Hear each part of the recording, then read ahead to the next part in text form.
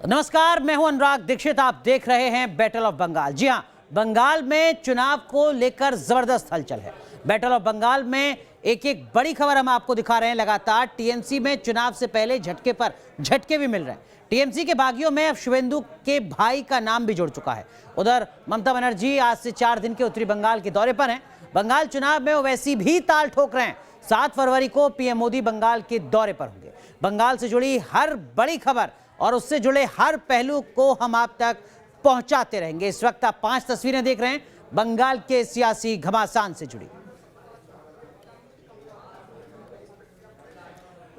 इस बीच इस वक्त की एक बड़ी खबर हम आपको बता दें। बंगाल में टीएमसी को एक बड़ा झटका लगा है। टीएमसी के एक और नेता बीजेपी में शामिल हुए हैं। टीएमसी के विधायक दीपक हल्दर बीजेपी में शामिल हो चुके हैं। आपको बता दें कि दिव्येंदु अधिकारी भी बीजेपी में शामिल हो सकते हैं। शुभेंदु अधिकारी के भाई, इस तरीके की जानकारी भी सामने आ रही है। वहीं 7 फरवरी को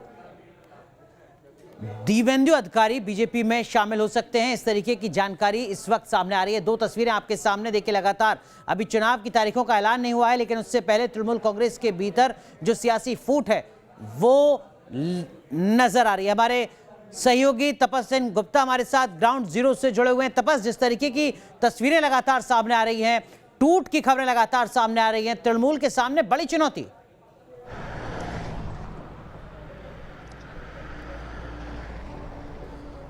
जी जरूर, ये बहुत बड़ी चुनौती है तृणमूल कांग्रेस के लिए, क्योंकि पिछले कुछ महीनों में हमने जिस तरह से तृणमूल नेताओं को बीजेपी की तरफ कूच करते हुए देखा है, वो नंबर कहीं ना कहीं 17 एमएलएज का अभी तक हो चुका।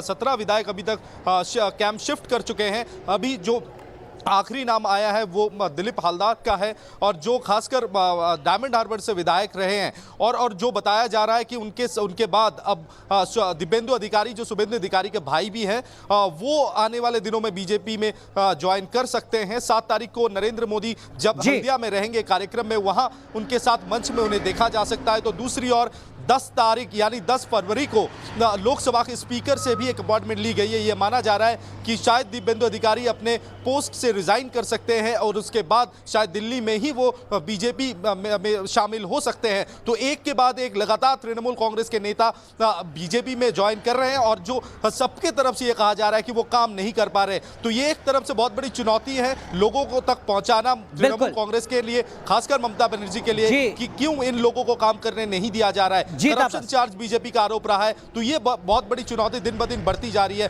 ममता सरकार के लिए। बिल्कुल, लेकिन 2015 से जो सिलसिला शुरू हुआ लॉकेट चटर्जी के साथ, वो सिलसिला 2021 में भी नजर आ रहा है, और चुनाव के नजदीक आते आते ये सिलसिला और ज्यादा बढ़ता हुआ नजर आ रहा है, जिससे तृणमूल कांग्रेस की मुश्किलें बढ़ रही हैं। लेकिन बंगाल से जुड़ी इस वक्त की एक और बड़ी खबर हम आपको बता दें। असदुद्दीन ओवैसी ने पश्चिम बंगाल में अपने जो विधायक हैं वो उतार दिए हैं। जी हां, बिहार के 5 विधायकों को बंगाल का ऑब्जर्वर बनाया है असदुद्दीन ओवैसी ने। तेलंगाना के 2 विधायकों को भी बंगाल की जिम्मेदारी सौंपी गई है। इस वक्त की बड़ी खबर हम आपको बता रहे हैं कि असदुद्दीन ओवैसी पश्चिम बंगाल के चुनाव में अपनी जमीन तैयार करने की कोशिश कर रहे हैं, अपनी जमीन मजबूत करने की कोशिश कर रहे हैं। बिहार में जीत के बाद पश्चिम बंगाल में ममता का सियासी किला कमजोर होता जा रहा है। एक तरफ उनके कई करीबी पार्टी छोड़कर बीजेपी का दामन थाम चुके हैं, आने वाले दिन में कई और बीजेपी में शामिल हो सकते हैं। तो वहीं दूसरी तरफ ममता के मुस्लिम वोट बैंक में सेंध लगाने के लिए असदुद्दीन ओवैसी ने अपना पूरा प्लान तैयार कर लिया है।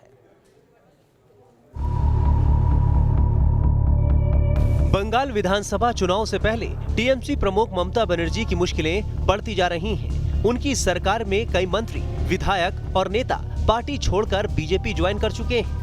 माना जा रहा है कि टीएमसी के कई और बड़े नेता कतार में हैं, जो बीजेपी का रुख कर सकते हैं। इस बार ममता के लिए चुनौतियां कम नहीं हैं। असदुद्दीन ओवैसी की पार्टी एआईएमआईएम भी इस बार बंगाल विधानसभा चुनाव में बाकायदा ताल ठोकने जा रही है। खुद को मुस्लिमों का रहनुमा समझने वाले ओवैसी की पार्टी एआईएमआईएम ममता के मुस्लिम वोट बैंक में सेंध लगाने में जुट गई है। बिहार के अपने 5 विधायकों को ओवैसी ने बंगाल में ममता की घेराबंदी के लिए उतारने का फैसला किया है। ओवैसी ने बिहार के अपने 5 विधायकों को पश्चिम बंगाल विधानसभा चुनाव के लिए ऑब्जर्वर के तौर पर नियुक्त किया है। इसके साथ ही ओवैसी ने तेलंगाना के भी अपने 2 विधायकों को बंगाल चुनाव में जिम्मेदारी सौंपी है। इन सभी की जिम्मेदारी पिछले कई सालों से ममता के हार्डकोर मुस्लिम वोट बैंक में सेंध लगाने की है। मुसलमानों को अपने पाले में लाने के लिए ओवैसी ने इन्हें मिशन बंगाल पर लगा दिया है। बिहार के 5 विधायकों की बात करें तो ओवैसी ने अपनी पार्टी से प्रदेश अध्यक्ष और अमौर विधायक अख्तरुल ईमान और पार्टी के युवा मोर्चा के प्रदेश अध्यक्ष आदिल हसन को मुर्शिदाबाद, बीरभूम और नदिया जिले के ऑब्जर्वर के तौर पर नियुक्त किया है, जो कि हाट विधायक मोहम्मद शाहनवाज और कोचा धामन विधायक मोहम्मद इजहार असफी को ओवैसी ने उत्तर दिनाजपुर, दक्षिण दिनाजपुर, कूच बिहार और अलीपुर द्वार जिले में ऑब्जर्वर के तौर पर नियुक्त किया है। वहीं 22 विधायक सैयद रुकनुद्दीन अहमद और बहादुरगंज विधायक अंजार नईमी को मालदा जिले में ऑब्जर्वर नियुक्त किया है। गौरतलब है जिन जिलों में ओवैसी ने बिहार के विधायकों को ऑब्जर्वर के तौर पर नियुक्त किया है, उनमें से ज्यादातर जिले बिहार के सीमांचल से सटे हुए हैं, जहां पर मुस्लिम आबादी काफी ज्यादा है। ऐसे में ओवैसी की पार्टी का मुख्य उद्देश्य ममता बनर्जी के मुस्लिम वोट बैंक को काटकर नुकसान पहुंचाना है, जैसा कि उसने बिहार में किया था, जिसकी वजह से आरजेडी को सीमांचल में भारी नुकसान उठाना पड़ा था। वहीं ममता भी अपना सियासी किला बचाने में जुट गई हैं। उनकी कोशिश हर तबके को साधने की है। इसी को ध्यान में रखते हुए ममता आज से 2 दिन के उत्तर पश्चिम बंगाल के दौरे पर जा रही हैं, जहां वो अलीपुर द्वार जिले में सामूहिक शादी समारोह कार्यक्रम में हिस्सा लेंगी। इसके अलावा अलीपुर द्वार में ही एक जनसभा को भी संबोधित करेंगी। उत्तर पश्चिम बंगाल में ज्यादातर जिले बांग्लादेश के बॉर्डर से मिले हैं। चुनाव के दौरान बंगाल में घुसपैठ का मुद्दा भी हमेशा से गर्म रहा है। Team news nation. तो क्या वाकई अज़दुद्दीन ओवैसी पश्चिम बंगाल में कोई सियासी कमाल कर पाएंगे? हमारे सहयोगी तपस हमारे साथ जुड़े हुए हैं। तपस, किस तरीके की हलचल नजर आ रही है अज़दुद्दीन ओवैसी की पार्टी को लेकर पश्चिम बंगाल में?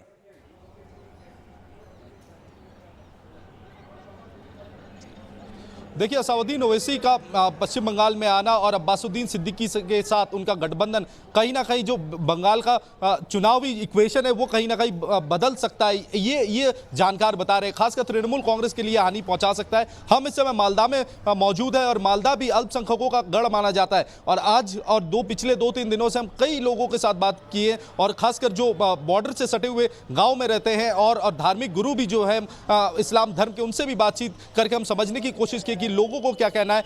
यहां पर अमूमन जो लोग कह रहे हैं कि चाहे असाउद्दीन ओवैसी और अब्बासुद्दीन सिद्दीकी वो गठबंधन में भी अगर आते हैं तो हम अगर वो जनहित पर काम करेंगे तो फिर उन्हें हर तरह का सपोर्ट दिया जाएगा। तो कहीं ना कहीं राजनीतिक नेताओं को लिए ये काफी चिंता की विषय है, खासकर तृणमूल कांग्रेस और कांग्रेस के लिए, क्योंकि मालदा कांग्रेस का गढ़ माना जाता है। कांग्रेस और तृणमूल माफ कीजिएगा, मैं आपको रोक रहा हूं। हमारे साथ एआईएमआईएम के विधायक मोहम्मद इजहार असफी साहब जुड़ चुके हैं। वो बड़ी चिंता की बात। इजहार साहब, पश्चिम बंगाल का रुख क्यों कर रही है एआईएमआईएम? सत्ता में काबिज होना है या वोट कटुआ पार्टी के तौर पर खुद को साबित करना है? जी देख लीजिए, मैं तो वोट कटुआ पार्टी हूं भी नहीं और हमारी पार्टी भी नहीं। हमारे कायद असदुद्दीन साहब का जो अपना हक और हुकूक दिलाने के लिए हम लोग तैयार हुए हैं। बिहार में भी हम लोगों ने शानदार कामयाबी लेने के बाद अब बंगाल में भी हम लोग जाने का रुख कर रहे हैं और हक और इंसाफ दिलाने के लिए हम लोग बंगाल जा रहे हैं। ना ही तो हम लोगों को कोई क्या कहता है उसको पार्टी जो है हमारी लोगों का खिदमत करने के लिए जाना चाहती है। हमारे साथ में जो नाइंसाफी हो रहा है उस नाइंसाफी को दूर करने के लिए, अवाम को खिदमत करने के लिए, अवाम को हक दिलाने के लिए हम लोग बंगाल भी जाना चाह रहे हैं। लेकिन इजहार साहब, जस्टिस सच्चर की कमेटी थी आज से लगभग 10 साल पहले। उसने कहा था कि सबसे बुरी स्थिति मुसलमानों की अगर कहीं है तो पश्चिम बंगाल में। तब से आप अब तक कहां थे? ये सवाल तो आपसे पूछेंगे लोग। क्या नहीं समझ पाए? क्या बोल रहे हैं? मैं कह रहा हूं कि जस्टिस राजेंद्र सच्चर ने अपनी कमेटी में आज से 10 साल पहले बताया था हिंदुस्तान में मुसलमानों की सबसे बुरी स्थिति पश्चिम बंगाल में। तब से अब तक कहां थे आप? ये सवाल आपसे जरूर पूछा जाएगा। माफ कीजिएगा, आपको रोक रहा हूं। इस बीच बंगाल में चुनाव से पहले एक बार फिर एनआरसी का मुद्दा उठ चुका है। मालदा में सीए को लेकर लोगों के मन में संदेह पैदा हो रहा है। रोहिंग्या और घुसपैठ का मुद्दा भी लगातार बना हुआ है। इस बीच ममता बनर्जी ने कहा है कि बंगाल में एनआरसी और सीए को लागू नहीं होने दिया जाएगा। तो पश्चिम बंगाल में विधानसभा चुनाव से पहले एनआरसी और सीए का मुद्दा बड़ा हो चुका है, लेकिन क्या इसका चुनाव पर कोई असर होगा? मालदा के लोगों से जानने की कोशिश कर रहे हैं हमारे संवाददाता तापस सेन। पश्चिम बंगाल में सीएए और एनआरसी को लेकर विवाद केंद्र और राज्य के बीच कोई नया नहीं है और ये तू मैं काफ़ी दिनों से जारी है। और जितना करीब हम 2021 के विधानसभा चुनाव के पहुंच रहे हैं उतना ही कहीं ना कहीं ये चुनावी मुद्दा बनता नज़र आ रहा है। हम इस समय मालदा के 200 बीघा एक गांव है जो बॉर्डर के एकदम पास लगता है। आज वहां आकर हम मौजूद हुए हैं। यहाँ के कुछ लोगों से, खासकर युवा पीढ़ी के लोग हमारे साथ जुड़ चुके हैं, उनसे हम बात करके जानना चाहेंगे कि सीए और एनआरसी को लेकर वो क्या समझते हैं या उनकी क्या राय है। अगर मैं आपसे शुरू करूं, सीएए और एनआरसी क्या है? सीए और एनआरसी के बारे में हमारा पश्चिम बंगाल में कोई ज़रूरत नहीं है। हमारा पश्चिम बंगाल का आदमी बहुत ही सुखी है, बहुत ही अच्छा है।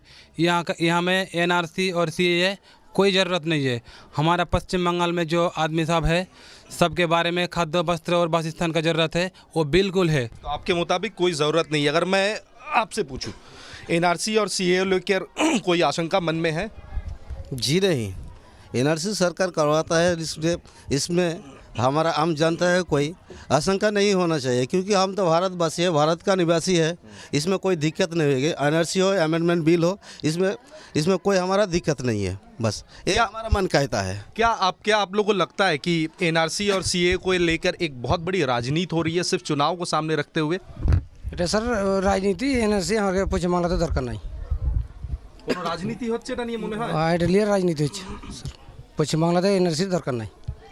अगर सर आपसे पूछूं, आप तो यहाँ पे बुजुर्ग है, आप कई सालों से यहाँ पे रह रहे हैं, क्या एनआरसी और सीए अगर लागू होता है, क्या आम लोगों की ज़िंदगी में कोई फ़र्क पड़ेगा? फर्क नहीं पड़ेगा। एनआरसी होले तो जो है ना ভারতের নাগরিক না, ভারতের নাগরিক যারা আছে স্থায়ীভাবে বসবাস করছে তাদের কোনো অসুবিধা নেই। এনআরসি হলেও কোনো যায় আসে না, আর না হলেও কোনো যায় আসে না। কোনো আশঙ্কা কি কাজ করে মনে? না, আশঙ্কা কোনো কাজ করছে না। কোনো আশঙ্কা ঠিক আছে। और मैं अगर आपसे पूछूं, क्या एनआरसी होने से आपकी ज़िंदगी में कोई फ़र्क पड़ेगा? फ़र्क पड़ सकता है, क्योंकि जो डॉक्यूमेंट चाहिए ना वो कहाँ मिलेगा? अभी 71 साल का डॉक्यूमेंट मांग रहा है। अभी तो हमारा ये कह रहा है जो वोटर कार्ड नहीं चलेगा, आधार कार्ड नहीं चलेगा, तो हम क्या देंगे प्रूफ? अगर वो एनआरसी हो जाएगा तो हर आदमी एनआरसी के पीछे से पड़ते रहेगा या कुछ काम करके खाएगा। अगर एनआरसी हो जाएगा तो हर आदमी भूखे भूखे मरते रहेगा। एनआरसी हो जाएगा तो यहाँ का जो आदमी है काम करने से नहीं खा पाएगा। अगर एनआरसी हो जाएगा तो कागजात जो है वो लेकर दौड़ते रहेगा। और हमारा यहाँ पे तो बता रहा है कि जो हमारा केंद्र में सरकार है कि वोटर कार्ड नहीं चलेगा, रेशन कार्ड नहीं चलेगा, आधार कार्ड नहीं चलेगा। अगर वोटर कार्ड नहीं चलेगा तो ये वोटर कार्ड से वोट लेके क्यों सरकार बनता है? पहले ये सवाल है। तो वोटर कार्ड नहीं चलेगा तो इस वोटर कार्ड की वोटाधिकार से सरकार बनता है, तो वोटर कार्ड क्यों नहीं चलेगा? अगर ऐसा कुछ हो जाएगा तो सबसे प्रॉब्लम होगा आम जनता का। एनआरसी और सीए, इसके बारे में सबसे बड़ा प्रॉब्लम होगा आम जनता का। अगर ऐसा ना होना चाहिए तो बहुत ही अच्छा है। तो हम आपको ग्राउंड जीरो से बता रहे थे कि यहाँ के लोगों को क्या लगता है एनआरसी और सीएए को लेकर। कुछ लोगों का मानना है कि आम जिंदगी में ये फ़र्क नहीं डालेगा। कुछ लोग ये कह रहे हैं कि आशंका में वो रहेंगे। तो आने वाले दिनों में क्या सीएए और एनआरसी पश्चिम बंगाल में लागू होगा ये, और केंद्र सरकार और राज्य सरकार क्या एक जगह पर आएगी और एक फैसले से दोनों शामिल होंगे, ये एक बड़ा सवाल रह जाता है। लेकिन फिलहाल तो एनआरसी और सीएए को लेकर पश्चिम बंगाल के जो बॉर्डर से सटा हुआ इलाका है, जो गांव है, वहां पर लोग कहीं ना कहीं थोड़ा सा ही सही लेकिन उनके मन में आशंका अभी भी देखने को मिल रहा है। वीडियो जर्नलिस्ट सुमित सरकार के साथ तापस सेन गुप्ता, न्यूज़ नेशन, मालदा। इतना ही नहीं, रोहिंग्या कॉलोनी में भी लोगों से बात की हमारे संवाददाता तापस सेन ने। पश्चिम बंगाल में आने वाले विधानसभा चुनाव में सीएए और एनआरसी एक बहुत बड़ा मुद्दा होने जा रहा है और बीजेपी की तरफ से हर बार कहा जा रहा है कि वो अगर सत्ते पर आते हैं तब, या शायद चुनाव से पहले ही सीएए को और एनआरसी को पश्चिम बंगाल में लागू किया जाएगा। और जो भी रिफ्यूजी पश्चिम बंगाल में आकर बस चुके हैं बांग्लादेश से, उन कुछ लोगों को यहाँ की नागरिकता मिलेगी और बाकी जो है उन्हें रिफ्यूजी के तौर पे ट्रीट किया जाएगा। और हम इस समय मालदा के गवर्नमेंट कॉलोनी नंबर 1 पर मौजूद हैं और ये अब तमाम इलाका आप देख सकते हैं कि ये फ़िलहाल पहले इसे रिफ्यूजी कॉलोनी के तौर पर जाना जाता था और अब इसे सरकारी तौर पर इसे रजिस्टर किया गया है और यहाँ के जो लोग रहते हैं, आज बसते हैं, इन्हें बाकायदा अपनी ज़मीन का जो कागजात है वो भी सरकार की तरफ से मुहैया करवा दिया गया है। लेकिन यहाँ से भी ज़्यादातर लोग बांग्लादेश से ही आए थे और यहाँ के कुछ लोगों से हम बात करके उनकी सोच हम जानने की कोशिश करेंगे। ये बताएं कि पश्चिम बंगाल में एनआरसी और सीएए लागू होने की बात केंद्र सरकार की तरफ से कही जा रही है, तो राज्य सरकार ने कहा ये कभी लागू नहीं हो सकता पश्चिम बंगाल में।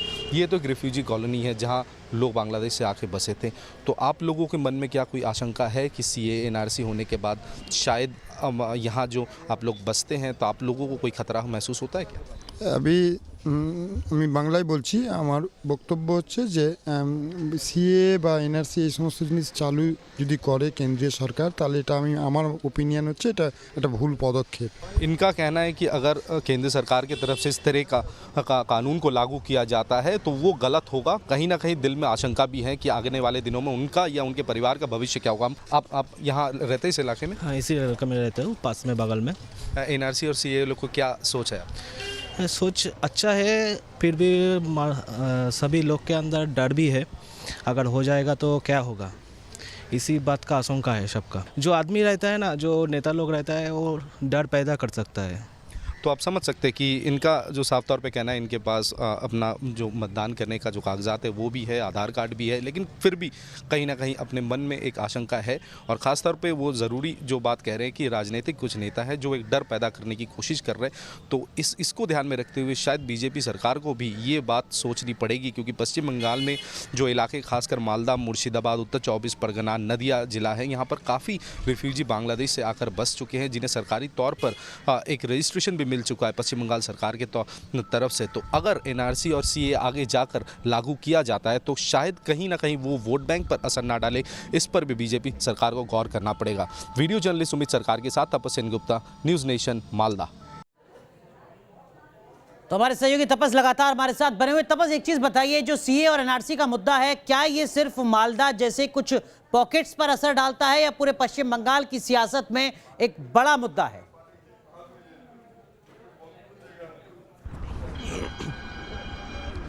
देखिए, पूरे पश्चिम बंगाल की सियासत में एक बड़ा मुद्दा है, लेकिन खासकर मालदा, मुर्शिदाबाद, नॉर्थ 24 परगना, साउथ 24 परगना, नदिया जिले में, उत्तर दिनाजपुर, दक्षिण दिनाजपुर, ये 7-8 जो जिले हैं, अलीपुरद्वार, कोच बिहार, इन इलाकों में ज़्यादा असर देखने को मिलेगा, क्योंकि बांग्लादेश से लगातार वामपंथी के टेनियर में यानी 2011 से पहले तक काफ़ी लोग आए हैं और समय समय पर वो बसते गए हैं। उन्हें अलग अलग तरीके से वोटर कार्ड मिल चुका है। ममता बनर्जी आने के बाद भी कुछ लोग बांग्लादेश से पश्चिम बंगाल में आए थे, उन्हें भी धीरे धीरे नागरिकता मिल चुकी है। तो ये एक पूरा एक चेन है, क्योंकि अगर ये पूर्वी बंगाल से जो पश्चिम बंगाल में आ चुके पहले, अगर इन जो एनआरसी और सीएए का जो पैरामीटर्स है उसको अगर सामने रखकर आगे चला जाए तो ये जरूर से वोट बैंक पर असर डालेगा। पश्चिम बंगाल में कि पश्चिम बंगाल के कम से कम 8 जिले ऐसे हैं जिसमें ये मुद्दा एक बड़ा मुद्दा है। बहुत बहुत शुक्रिया आपका तपस जुड़ने के लिए। इस बीच एक और बड़ी खबर हम आपको बता दें, बंगाल में हनुमान मंदिर को लेकर झड़प हुई है। दुर्गापुर में टीएमसी बीजेपी के कार्यकर्ता